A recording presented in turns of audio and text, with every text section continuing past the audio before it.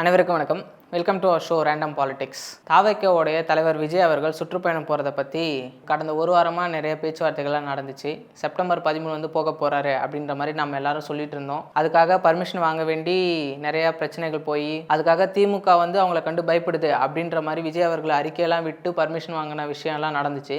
சரி, இந்த அளவுக்கு ஒரு ஆர்ப்பாட்டமாக போராட்டம் பண்ணி ஒரு கிரிட்டிசைஸ்லாம் தாண்டி நாங்கள் பர்மிஷன் வாங்கியிருக்கோம் அப்படின்னும் போது இந்த சுற்றுப்பயணம் எந்த அளவுக்கு பேசப்பட போகுது, அவர் என்ன பேச போகிறாரு அப்படின்றதெல்லாம் நம்ம பெரிதளவில் எதிர்பார்த்துட்டு இருந்தோம். அந்த வகையில் இன்னைக்கு செப்டம்பர் 13 திருச்சிக்கு அவர் வந்திருக்காரு, பேசியும் இருக்காரு.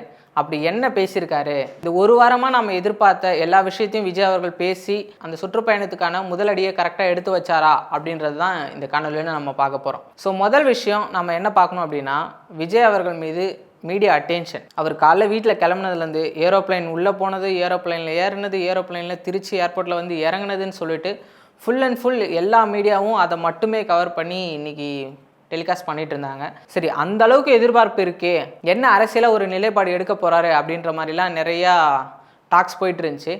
திருச்சிக்கு வந்ததுமே பார்த்தோன்னா மக்கள் கூட்டம் அந்தளவுக்கு பெருசாக இருந்துச்சு. ஸோ ஏர்போர்ட்லேருந்து மரக்கடை 10 கிலோமீட்ரு. அந்த 10 கிலோமீட்டர் அவர் ஒரு 9:30 போல் ஒரு 10 மணிக்கெலாம் அங்கே ரீச் ஆகிட்டு 10:30 பேச ஸ்டார்ட் பண்ணுறாரு அப்படின்ற மாதிரி தான் எதிர்பார்த்தோம். ஆனால் என்னாச்சுன்னா, மக்கள் கூட்டம் அந்தளவுக்கு திரளாக இருக்கும்போது ஏர்போர்ட்லேருந்து அவர் இங்கே வர்றதுக்கு கிட்டத்தட்ட 4லேருந்து 5.5 மணி நேரம் 6 மணி நேரம் கிட்ட ஆகிடுச்சு. அவர் வர்றதே 2:30 3 அந்த மாதிரி டைமில் தான் வந்திருந்தார். சரி, அவர் எந்த அளவுக்கு பேச போகிறாரு அப்படின்ற ஒரு விஷயம் இருந்துச்சு. ஸோ இந்த 5 மணி நேரம் இருக்கு இல்லையா, இந்த 5 மணி நேரம் அவர் வந்த இடம் ஃபுல்லாக மக்கள் கூட்டமாக இருந்துச்சு. திருச்சி ஃபுல்லாகவே அவ்வளோ டிராஃபிக் ஜாம். மக்கள் அந்தளவுக்கு அவதிப்பட்டாங்கன்னு ஒரு விஷயத்தில் நம்ம அதை பார்க்க வேண்டியது இருக்குது. ஏன்னா அவர் அவ்வளோ தூரம் வந்ததில் கூட்டம் திரளாக இருந்ததில் பல இடங்களில் டிராஃபிக் ஜாம் ஏற்பட்டு அந்த திருச்சியை சம்பிச்சது அப்படின்ற மாதிரி தான் எல்லா மீடியாவும் பேசினாங்க. அது கிட்டத்தட்ட இன்னும் கரெக்டாக செயல்பட்டு நடத்தியிருந்தால் அது தவிர்த்திருக்கலாம். பட் அது நடந்துருச்சு. சரி, இந்த விஷயம்லாம் தாண்டி அவர் அந்த பேச்சில் அவங்கள அங்கே காலிலேருந்து கூடிட்டு இருந்தாங்க. மரக்கடையில் பார்த்தா காலையில் 6 மணிலேருந்தே மக்கள்லாம் கூட ஆரம்பித்து ஒரு மாதிரி கூட்டம் திரளாக அலையாக நிற்க ஆரம்பிச்சிட்டாங்க. அந்தளவுக்கு வெயிட் பண்ணியிருந்தாங்க. அந்த வெயிட்டிங்லாம் சாட்டிஸ்ஃபை பண்ணுற அளவுக்கு ஒரு ஸ்பீச்சை டெலிவரி பண்ணியிருக்காரா அப்படின்னா இல்லைன்னு தான் சொல்லணும். பேசியிருக்காரு, அரசியல் பேசியிருக்காரு. முன்னையை விட இப்போ மக்கள் பிரச்சனையை கொஞ்சம் பேசியிருக்காரு. ஆனால் அதை இன்னும் தெளிவாக அவர் டெலிவரி பண்ணல அப்படின்ற மாதிரி தான் சொல்லணும். இதுக்கு ஒரு முக்கிய காரணம் என்னென்னா, அவர் வெளியே பேச ஆரம்பிக்கிறாரு.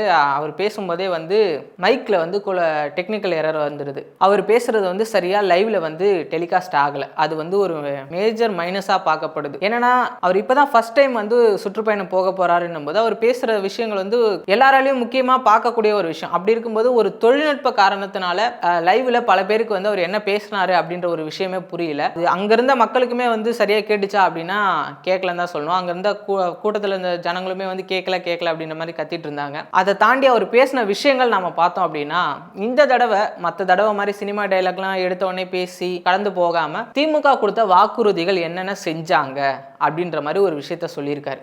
அதாவது ஜெயலலிதா அவர்கள் கேட்ட மாதிரி சொன்னீர்களே செஞ்சீர்களா அப்படின்ற மாதிரி, நீங்கள் கொடுத்தீங்களே வாக்குறுதி கொடுத்தீங்களே அதை செஞ்சீங்களா அப்படின்ற மாதிரி கேட்டிருக்காரு. நீங்கள் கல்வி கடன் ரத்து பண்ணுறேன்னு சொன்னீங்க, நீட்டை ரத்து பண்ணுறேன்னு சொன்னீங்க, இதை தாண்டி மாற்றுத்திறனாளிகளுக்கான வீடுகள் கட்டித்தருவோன்னு சொல்லியிருந்தீங்க, அதெல்லாம் செஞ்சீங்களா அப்படின்ற மாதிரி கேட்டிருக்காங்க. ஸோ இதை தாண்டி இன்னொரு விஷயம் என்ன சொல்லியிருந்தாரு அப்படின்னா, கிட்னி திருட்டு. இந்த விஷயத்தை விஜய் அவர்கள் பேசணும்னு முன்னாடி பல பேர் பல விமர்சனங்கள் வச்சுருந்தாங்க. இப்போது அந்த ஸ்டேஜில் அவர் பேசியிருந்தார். தெளிவாக பேசியிருந்தாருன்னா அப்படி இல்லை. ஆனால் அதை ஒரு 2 லைனில் மக்களுக்கு ஒரு விஷயத்தை எடுத்துகிட்டு போயிருக்காருன்னு தான் நம்ம சொல்லணும். கிட்னி திருட்டை இவங்க கிட்னி முறைகேடுன்னு சொல்கிறாங்க. அதாவது திமுக கிட்னி முறைகேடுன்னு சொல்லி அதில் தப்பிக்க பார்க்குறாங்க.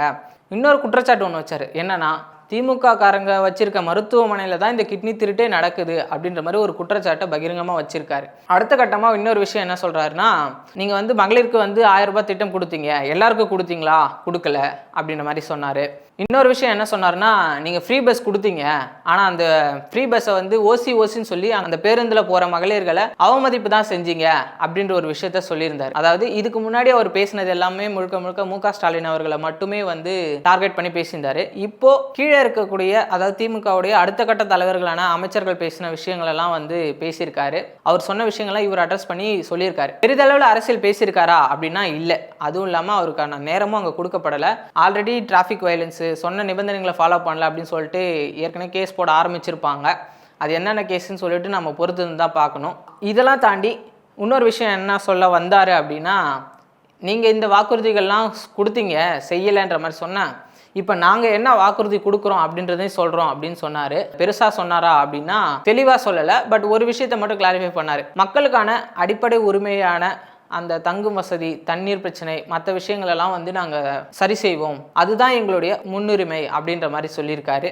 இதை தாண்டி பெண்களுக்கான பாதுகாப்பு உறுதி செய்வது எங்களுடைய முதல் கடமையாக இருக்கும் அப்படின்ற மாதிரி சொல்லியிருக்காரு. ஸோ இந்த வாக்குறுதிகள்லாம் நான் நிறைவேற்றுவேன் அப்படின்னு அவர் எந்த ஒரு விஷயத்தையும் பர்டிகுலராக சொல்லலை. பொதுவாக நாங்கள் இந்தந்த அடிப்படை விஷயங்களை நாங்கள் சரி செய்வோம், அதுதான் எங்களுடைய முதல் ப்ரிஃபரன்ஸாக இருக்கும் அப்படின்ற மாதிரி சொல்லியிருக்காரு. இப்போ இந்த ஸ்பீச் வந்து திருச்சியில் மட்டும்தான் கொடுத்துருக்காரு. இன்றைக்கே பெரம்பலூர், அரியலூர்லாம் போக போகிறாரு. அங்கே என்ன விஷயங்கள்லாம் பேச போகிறாரு அப்படின்றதையும் நம்ம பார்க்க வேண்டிய ஒரு விஷயம் இருக்குது. ஸோ அடுத்தடுத்து அவர் போகிற சுற்றுப்பயணங்களில் மக்களிடையே என்ன மாதிரி ஒரு நம்பிக்கையை ஏற்படுத்துது அப்படின்றத நம்ம பொறுத்து தான் பார்க்கணும். நன்றி.